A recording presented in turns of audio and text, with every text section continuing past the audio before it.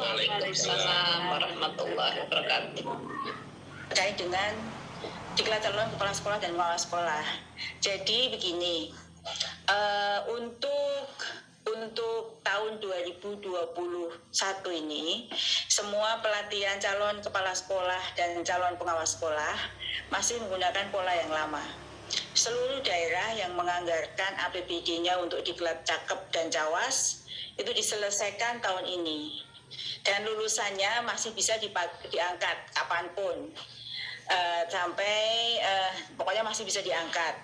Tahun 2022 seluruh pelatihan calon kepala sekolah dan pengawas sekolah melalui program guru penggerak.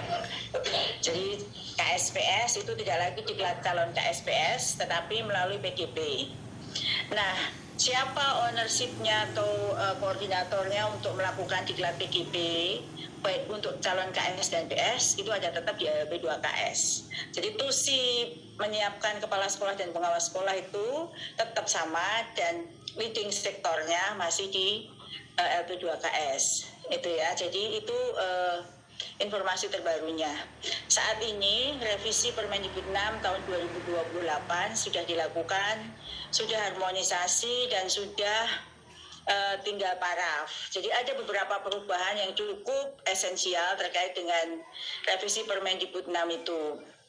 Perubahannya itu ada di mana? Itu antara lain perubahannya itu ada di syarat-syarat menjadi kepala sekolah dan pengawas sekolah. Syarat ini kalau untuk revisi Permendikbud 6 itu baru pada syarat untuk menjadi kepala sekolah, sedangkan pengawas sekolah itu masih mengacu karena dia adalah Jafung yang untuk mengubah dan lain sebagainya itu ada kaitannya dengan Permen Pan RB, maka masih seperti itu. Tapi penyiapannya untuk menjadi pengawas sekolah itu melalui program pendidikan guru penggerak. Jadi ini saya ingin menunjukkan sedikit kira-kira arah perubahan yang berbeda itu apa. Itu di sini yang berbeda antara yang lama dengan yang baru. Jadi persyaratan penugasan guru sebagai kepala sekolah itu seperti ini. Kalau semula kan begini ya, semula kan ini persyaratan 1 sampai 9, kualifikasi akademik, kemudian itu 1 sampai 9, kemudian pengangkatan seperti ini, diangkat ini masa tugasnya itu 3 kali maksimal 3 periode, 1 periode 4 tahun, dapat diperpanjang 2 kali artinya 12 tahun. Ya ini tadi sekaligus, dan untuk masa ketiga dan keempat itu melalui uji kompetensi kepala sekolah atau tadi yang disebut dengan UKKS, yang mana uji kompetensi kepala sekolah berbasis portofolio digital dan itu dilakukan oleh LP2KS. Bagi yang tidak lulus uji kompetensi kepala sekolah, daerah tidak bisa memperpanjang lagi di periode keempat. Ada pertanyaan semacam itu.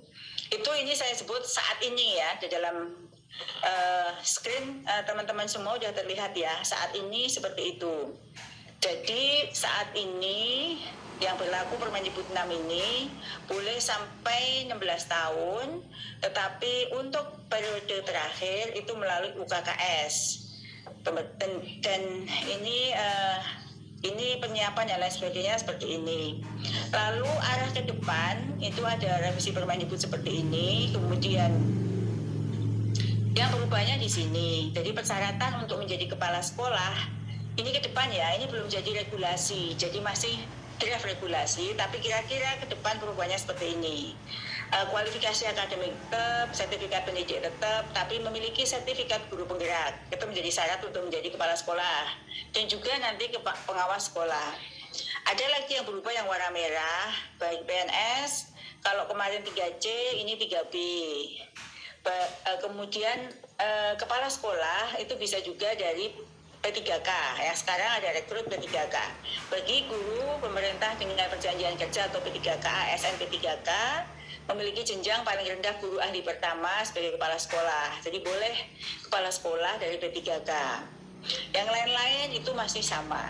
Kira-kira seperti itu. Ini perubahan di revisi Permendikbud 6. Lalu ada juga terkait dengan penugasan.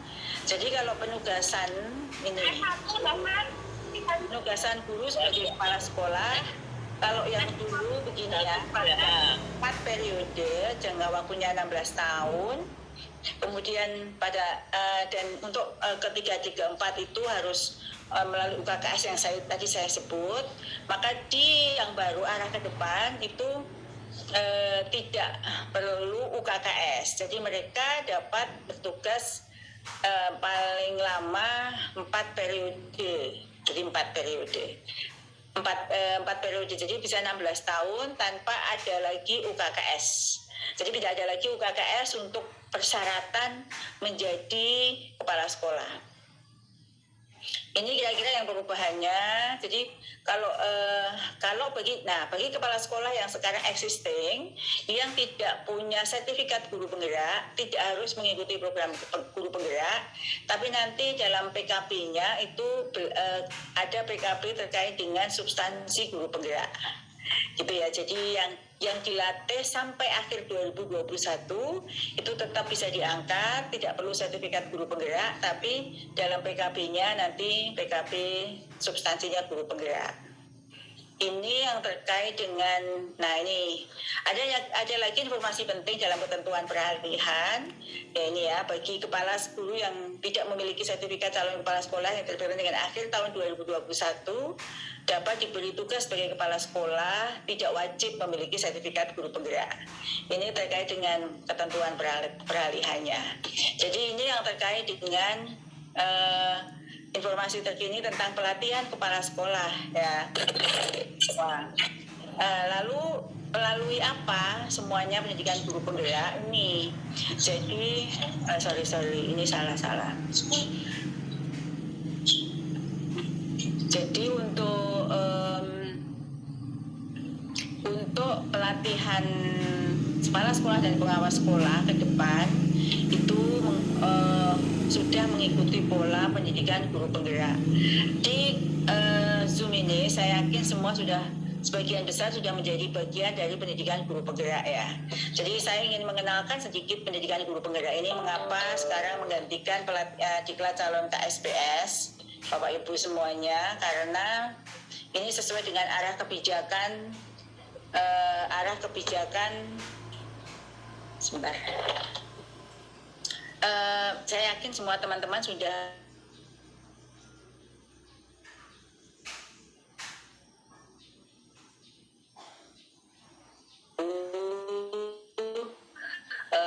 apa itu guru penggerak ya, mengapa dia bisa menjadi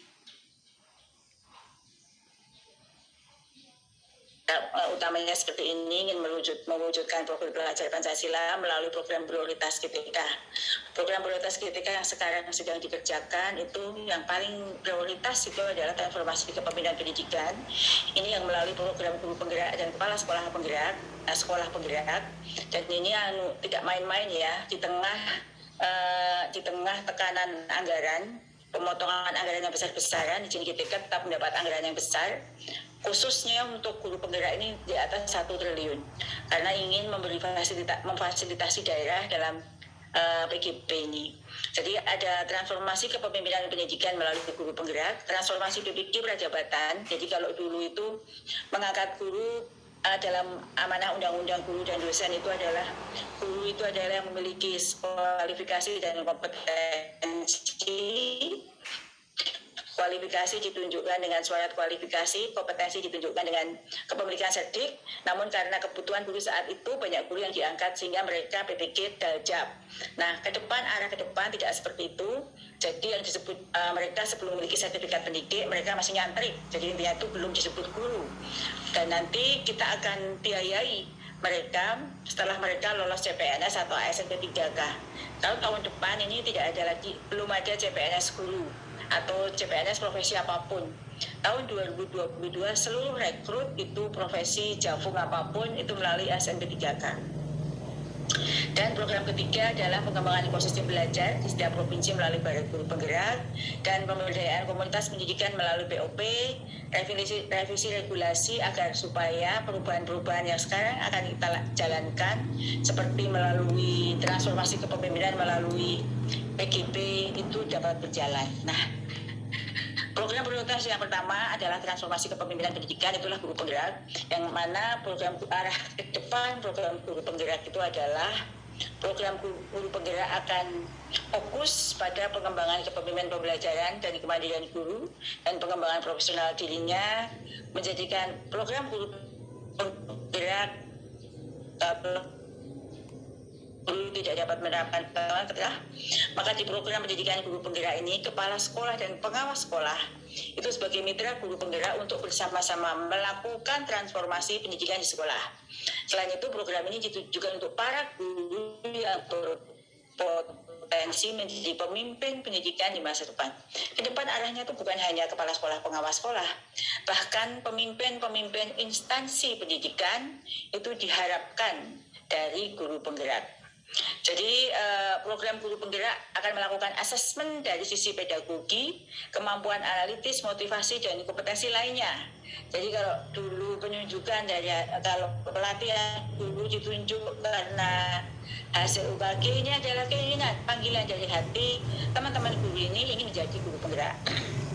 Lalu program ini harus mengedepankan coaching dan on the job training untuk memastikan teori-teori belajar yang didapatkan di ruang pelatihan benar-benar bisa diimplementasikan. PGP mengembangkan komunitas praktik, ya teman-teman sudah tahu, dan guru penggerak memberdayakan ekosistem sekolah di sekolah lainnya untuk bersama-sama meningkatkan kualitas pembelajaran bagi guru dan murid. Nah, visinya mewujudkan capaian merdeka belajar. Capaian merdeka belajar ini adalah profil pelajar Pancasila. Karena profil pelajar Pancasila itu adalah objektif utama dari program Merdeka Belajar. Kalau teman-teman melihat di Renstra itu seluruh kebijakan ini muara akhirnya atau objektif utamanya itu adalah profil pelajar Pancasila, yaitu pelajar sepanjang hayat yang memiliki kompetensi global Namun mencapai itu kan tidak mudah. Jadi cara-cara biasa yang kita lakukan sekarang ini itu tidak akan bisa dicapai karena untuk wujudkan mereka yang kreatif, gotong royong, bineka bernalar, kritis, ini kita mengukur capaian pembelajaran berdasarkan hasil belajar mata pelajaran tertentu. Nah inilah visi dari guru penggerak. Ke depan, Kemendikbud akan mendorong guru penggerak menjadi pemimpin pendidikan di masa depan. Menjadi apa mereka? Kepala sekolah, pengawas sekolah, instruktur pelatihan guru. Jadi kalau tadi ada PPG, sejauh ini PPG hanya diajarkan oleh dosen-dosen, maka nanti guru-guru penggerak yang sudah mahir itu nanti bisa menjadi instruktur pelatihan guru, ya, supaya mereka yang mengajari calon guru profesional itu benar-benar mereka yang sudah benar-benar guru, kepala sekolah, pengawas sekolah yang benar-benar tahu dari lapangan, bukan hanya tahu dari teori. Nah ini guru penggerak adalah pemimpin pembelajaran yang mendorong tumbuh kembang murid secara holistik, aktif, proaktif dalam mengembangkan pendidik lainnya untuk mengimplementasikan. Jadi penggerak itu bukan hanya dia mengajari anak, tapi dia bisa mengembangkan pendidik lainnya. Makanya disebut penggerak karena dia akan mengajak pendidik lainnya untuk mengimplementasikan pembelajaran yang berpusat pada murid, serta menjadi teladan dan agen perubahan agen transformasi ekosistem pendidikan untuk mewujudkan profil pelajar Pancasila.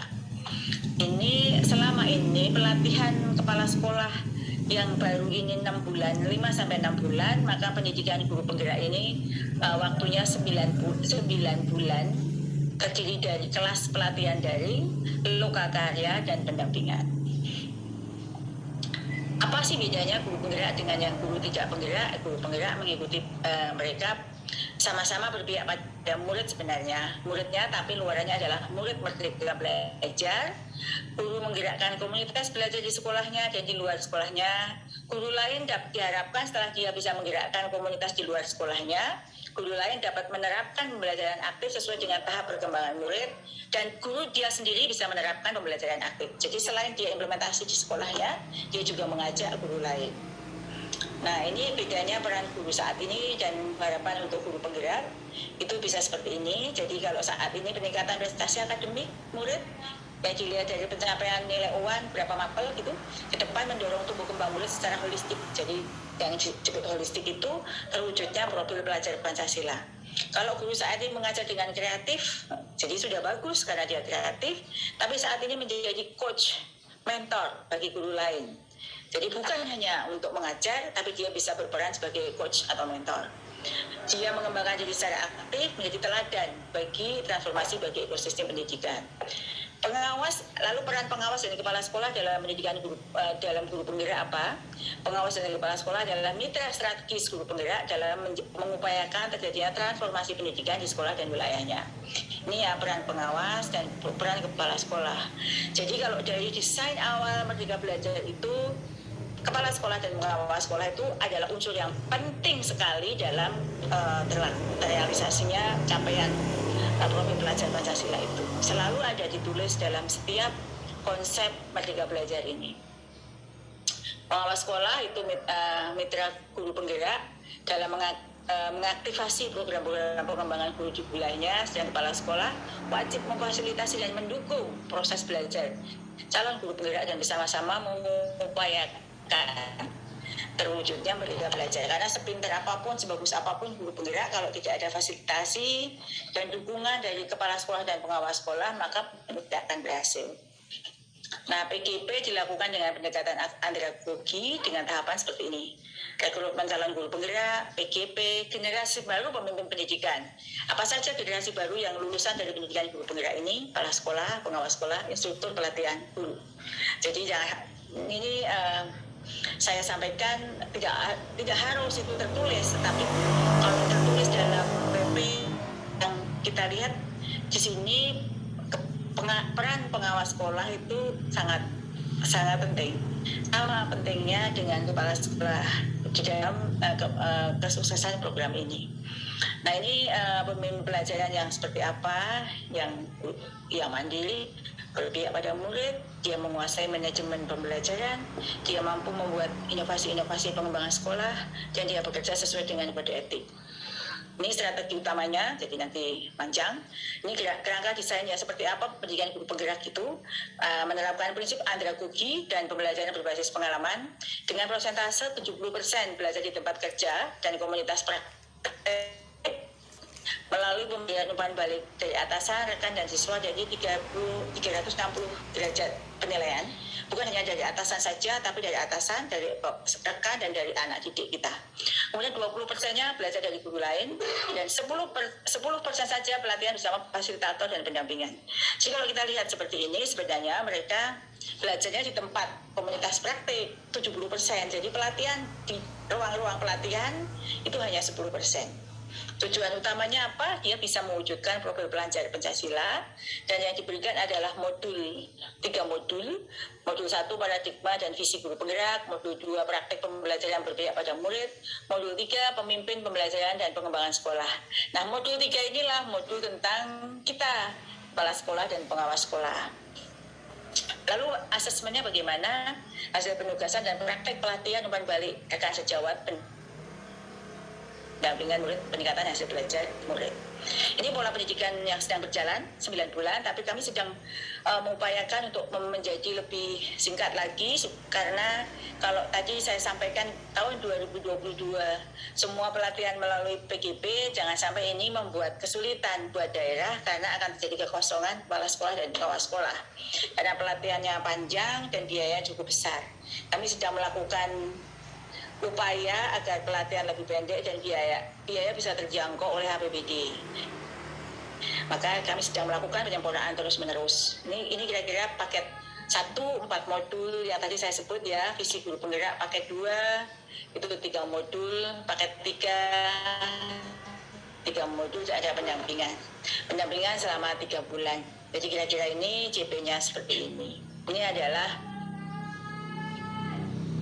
assessment, paradigma, dan visi guru penggerak, pembelajaran yang berpihak pada murid, dan pemimpin pembelajaran dalam pengelolaan sekolah.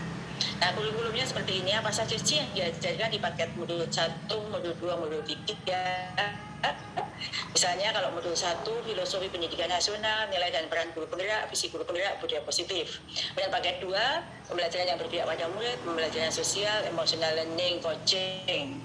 Paket 3, pengambilan putusan sebagai pemimpin pembelajaran, pemimpin dan pengelolaan sumber daya, itu yang ada di dalam kepala sekolah, pengelolaan program yang berdampak pada anak. Ini fokusnya bahwa perbedaan yang sebelumnya, ini semua yang kita lakukan oleh sekolah itu selalu harus dilihat dampaknya apakah berdampak pada anak. Kalau pelatihan kepala sekolah dan pengawas sekolah bukan hanya kepemilikan sertifikatnya saja, tapi apakah setelah Bapak Ibu mengikuti pelatihan kepala sekolah dan pengawas sekolah itu ada perubahan yang dirasakan oleh anak didik kita. Jika tidak ada gunanya. Pemenuhan sertifikat tok itu buat apa kalau kita tidak bisa melakukan perubahan pada anak didik kita. Nah, ada instruktur, ada fasilitator, ada pengajar praktek, dan calon guru penggerak. Nah, ini tahapan pembelajarannya menggunakan alur merdeka, mulai dari diri, kemudian ruang kolaborasi, demonstrasi kontekstual, koneksi antar materi, ya kan? Mulai dari diri, eksplorasi konsep, ruang kolaborasi, refleksi, terbimbing, dan seterusnya. Ini adalah tahapan pembelajarannya. Ini ada lini masanya, Bapak Ibu yang saya hormati, terkait dengan PGP. Saat ini sedang rekrut PGP angkatan keempat ya. Ini kami akan merekrut 8.000. Nah, ini sasaran PGP tahun 2022. Kalau 2021 bulan Oktober nanti kita akan rekrut untuk angkatan 4 sejumlah 8.000, dan nanti kumulatifnya akan mencapai angka 16.400. 2022 kita akan ada angkatan 5, 6, 7, harapannya mencapai angka 52.000.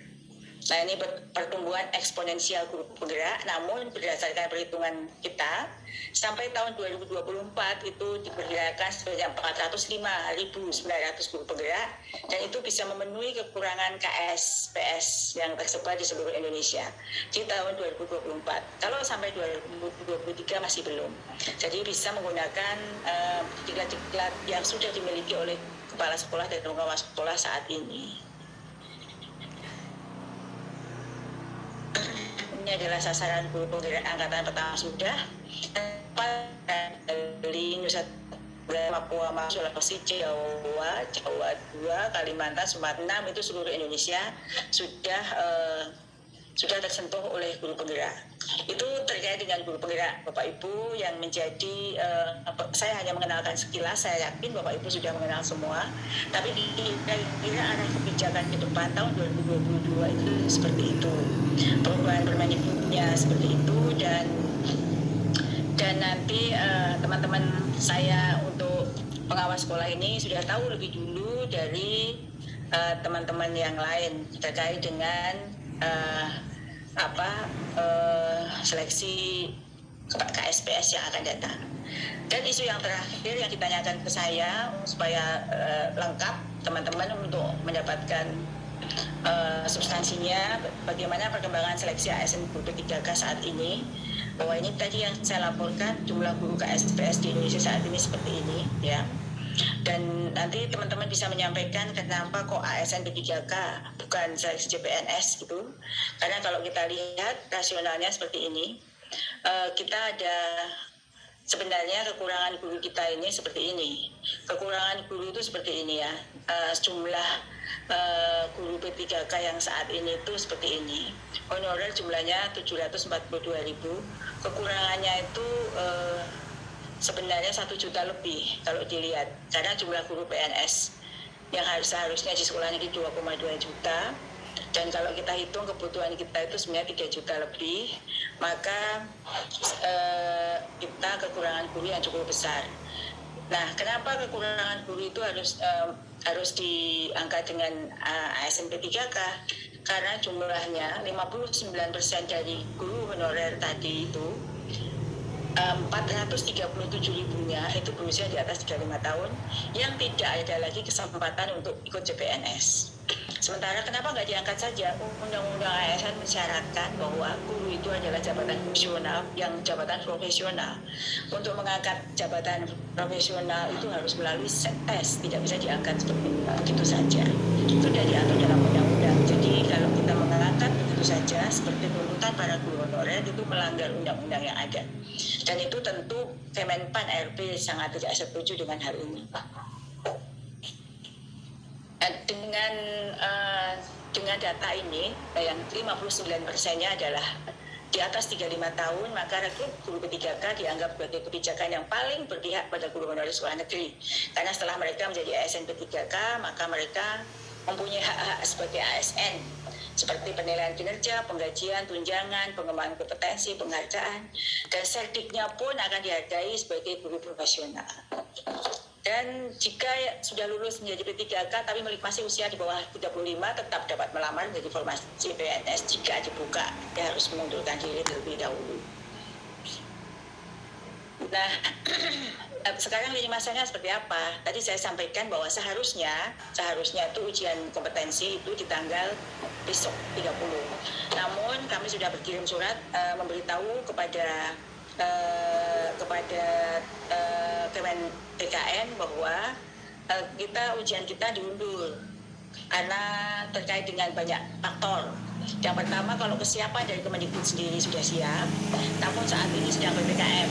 Sebagian besar masih level 4 dan PPKM itu diperpanjang sampai tanggal 30 besok.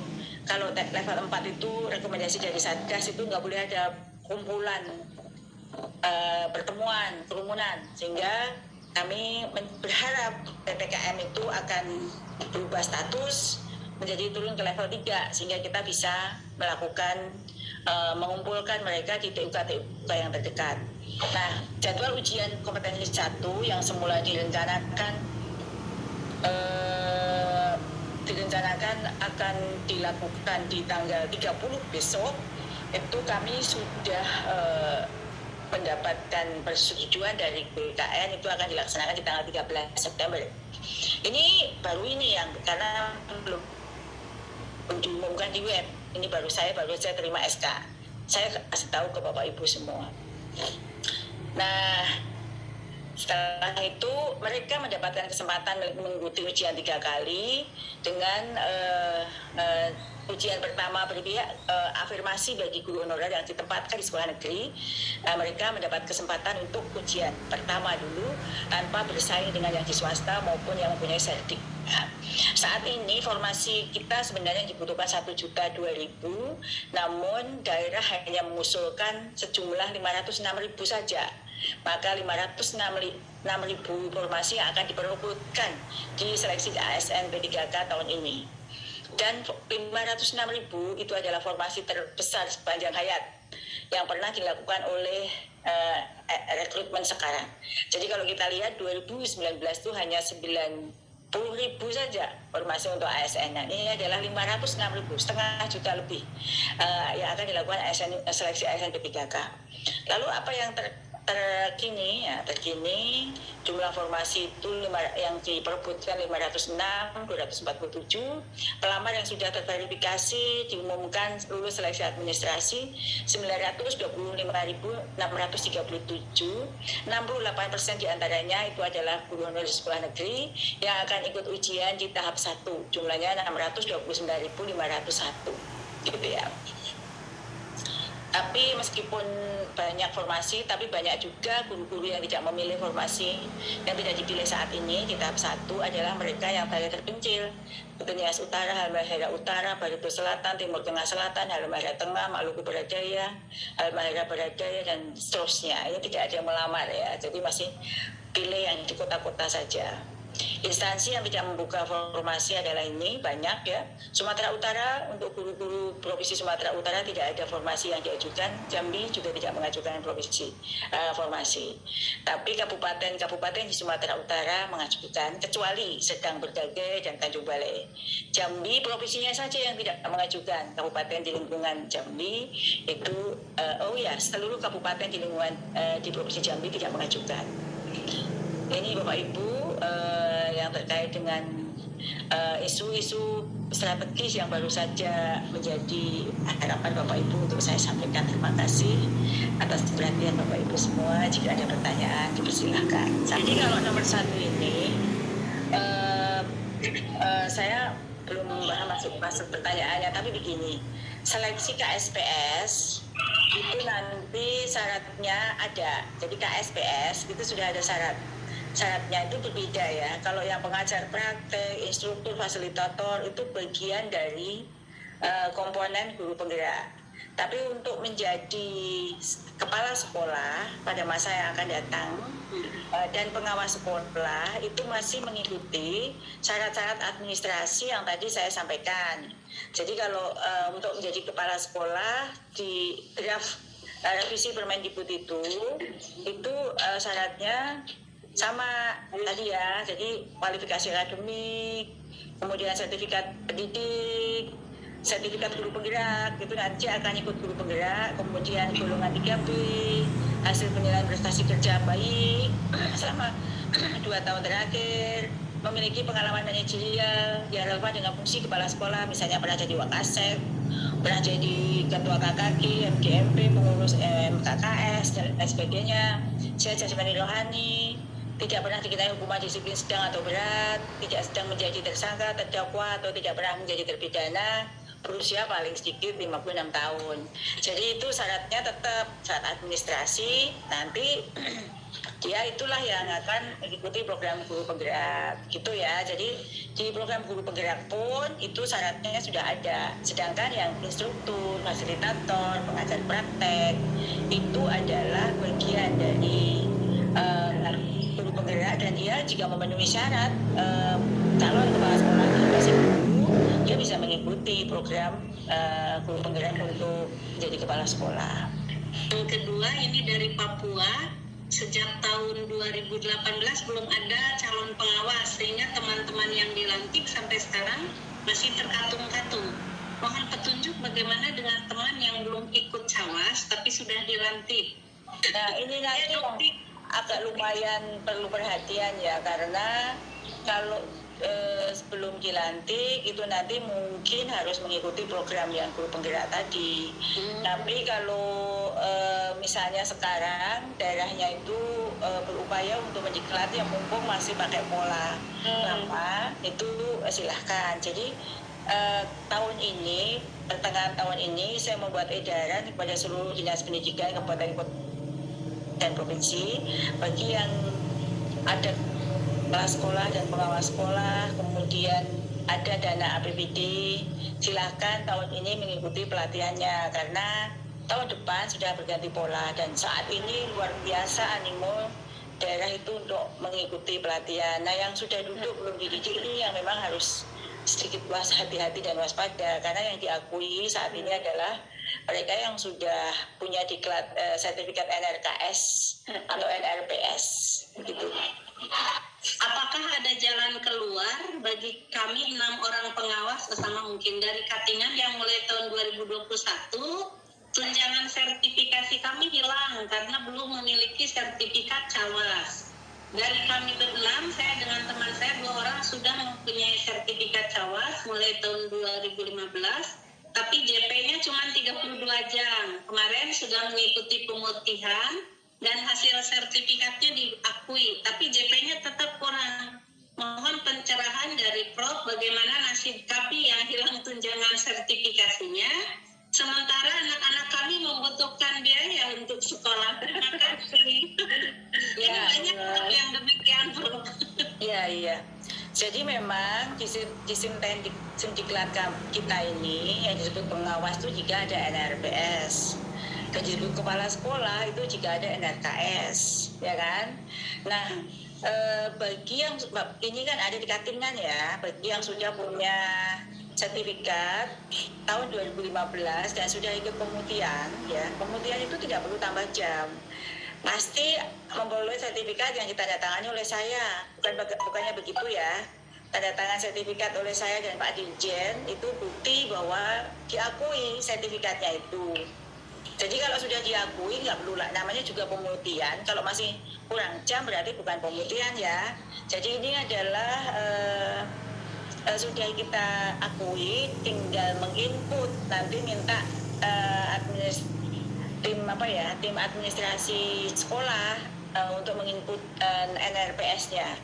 Kalau sudah diakui ini Bu Yulita. Ya, kalau Bu Yulita ini kalau memang sudah diakui, berarti Ibu sudah punya NRPS ya. Artinya itu sebenarnya tinggal menginput dalam sistem bahwa Ibu sudah punya NRPS. Nah, kalau yang memutihkan siapa dulu? Jadi pemutihan atau namanya bukan pemutihan, itu namanya apa ya? Itu dilakukan oleh P2KS, bukan oleh lembaga lain. Ya, sudah banyak sekali pengawas sekolah yang ikut pelatihan dulu. Itu kami menghargai instansi yang sudah melatih. Itu dilakukan penyesuaian, kemudian itu kita keluarkan NRPS-nya atau sertifikat pengakuan dia bahwa dia sudah mengikuti diklat Cawas dan diakui, dan keluar NRPS. Itu tinggal menginput saja ya. Nanti jika ada kesulitan bisa kontak person yang dihubungi. Bagaimana kedudukan pengawas sekolah tersebut yang belum memiliki sertifikat agar memiliki hak yang sama dengan pengawas yang memiliki sertifikat berkaitan dengan tunjangan sertifikasi? Itu yang terakhir, Prof. Ya, kalau belum punya ya nggak bisa sama haknya. Ya, jadi kalau mau belum punya sertifikat, karena kita bisa memberikan haknya itu berdasarkan pada kepemilikan sertifikat, itu menunjukkan bahwa sudah memenuhi kompetensi sebagai pengawas. Bagaimana supaya diakui ikut diklat, gitu ya. Setelah itu baru punya sertifikat, baru bisa, mohon maaf, karena nggak punya instrumen apapun yang bisa mengatakan bahwa yang bersangkutan itu setara jika tidak mempunyai sertifikat. Itu aja jawabannya. Yang pertama, ini masalah guru penggerak, perekrutan guru penggerak. Ini saya bacanya kan secara bergiliran per kabupaten, kota, dan provinsi. Sehingga seperti di Kota Jayapura sudah pernah mendapatkan giliran tersebut dan sudah ada yang menjadi CGP-nya. Tapi masih ingin guru-guru lain itu mengikuti, tapi pada waktu itu terbatas ya waktunya segala macam, kebetulan bersamaan dengan aktivitas kegiatan yang lain sehingga belum sempat atau belum selesai untuk ikut mendaftar di perekrutan tahap yang waktu itu. Nah, apakah ada perekrutan kembali ke kuota yang kabupaten kota seperti Kota Jayapura sudah pernah, apakah bisa kembali lagi ke kuota ke Jayapura lagi, ke Kota Jayapura lagi? Yang kedua, pertanyaannya adalah tadi ada terkait tentang PPG dalam jabatan. Pada tahun lalu, kebetulan saya ikut kegiatan menjadi fasilitator untuk dosen dan guru pamong ya waktu itu. Lupa namanya kegiatan penyegaran apa gitu, lupa saya. Kemudian selesai, terus kami melatih untuk dosen-dosen tersebut dan guru pamong, hingga akhirnya saya pribadi menjadi guru pamongnya. Sempat mengikuti juga memberikan uji kinerja UKIN kepada mahasiswa-mahasiswa PPG tersebut. Nah, untuk tahap yang sekarang di tahun 2021, nama saya sudah nggak bisa masuk lagi. Alasannya di situ mau dimasukkan ke dalam aplikasinya, di dalam sana dinyatakan bahwa tidak terkoneksi dengan Dapodik. Nah, ini saya bingung kok. Aduh, padahal ikut kegiatan PPG itu banyak sekali manfaatnya gitu. Banyak sekali ya ilmu yang saya dapatkan sebagai guru pamong, sebagai fasilitator di sana. Nah, mohon petunjuk kenapa kok saya itu tidak bisa lagi masuk menjadi guru pamong. Kalau untuk yang memang ini ya, kita punya 514 kabupaten kota dan 34 provinsi. di 34 provinsi. Dan seluruh program guru penggerak itu kan didanai oleh APBN. Jadi kami memang tidak bisa serentak ya. Tapi nanti akan terulang siklusnya. Kalau tadi pertanyaannya kapan Kabupaten Jayapura atau Kota Jayapura itu ada lagi di angkatan ke-6. Misalnya di Papua dan Maluku itu ada Kota Jayapura, Kabupaten Manokwari, Ternate, Merauke, Tidore Kepulauan, Bulu, Halmahera Barat, Halmahera Timur, Mimika, Raja Ampat, Jayapura. Itu masuk lagi Kabupaten dan Kota Jayapura di angkatan 6 tahun 2024 kalau nggak salah. Angkatan 20 hafal Prof. angkatan itu angkatan 6 ya. Angkatan 6 itu di tahun 2022, tahun depan. Itu ada lagi ya untuk Jayapura. Kalau tahun 2000 angkatan 5 itu angkatan 6 kan berarti di tahun depan ya, itu sudah masuk lagi 6 sampai 7. Nah, angkatan 6 itu pun masih lagi Papua. Angkatan 5 itu Papua dan Maluku ada lagi, tapi kabupaten yang berbeda. Nanti akan kembali seperti itu. Misalnya kalau angkatan 5 di Papua Maluku itu ya Tolikara, Maibran, Yakuimo, Pamberamo, Duga, Yalimo, Puncak, Pamberamo Raya dan seterusnya. Bergantian Bu. Jadi pasti akan kembali ke siklusnya itu, dan pemilihan lokasi itu sebenarnya berdasarkan perhitungan kita terkait dengan guru penggerak kepala sekolah dan pengawas sekolah yang sudah mulai banyak yang pensiun seperti itu. Itu pertanyaan pertama ya. Buat teman-teman yang lain, jika kabupaten kota lain yang kemarin belum sempat ikut, jadi ini saya selalu mendorong untuk ikut program guru penggerak karena disitulah nanti pola karir guru itu dimulai. Jadi dari setelah guru penggerak menjadi kepala sekolah, pengawas sekolah dari situ. Kemudian untuk pertanyaan yang kedua, mungkin secara teknis saya akan koordinasikan dengan tim PPG ya. Saya tidak bisa menjawab karena ini masih sangat teknis sekali. Saya akan sampaikan ya untuk saat ini. Terima kasih. Begini Prof, tadi untuk perekrutan kepala satuan pendidikan kepala sekolah yang harus memiliki persyaratan sebagaimana yang Prof sebutkan tadi. Tapi kok saya sedikit lupa ragu dengan persyaratan ini.